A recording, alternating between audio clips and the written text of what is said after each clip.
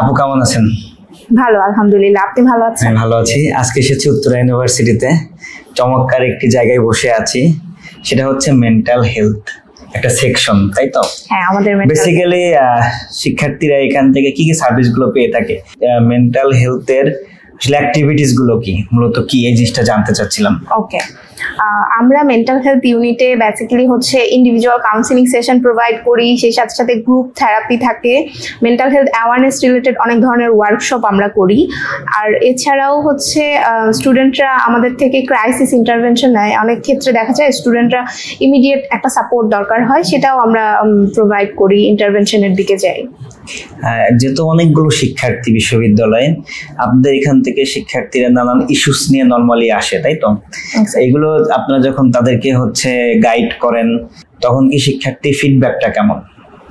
ওকে, অনেক ধরনের ইস্যুসই আসে। এর মধ্যে হচ্ছে একাডেমিক প্রেশার থাকে, স্ট্রেস থাকে, রিলেশনশিপ ইস্যুস থাকে, যেটা এই এইজের স্টুডেন্টদের খুবই কমন।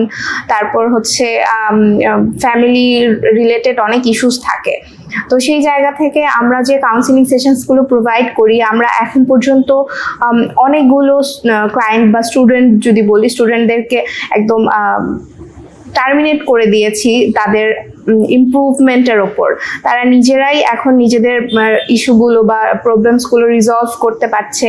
সেই সাথে সাথে এখন তারা অনেক কনফিডেন্ট, বা আমরা তাদেরকে মেন্টালি রেজিলিয়েন্স করতে পেরেছি।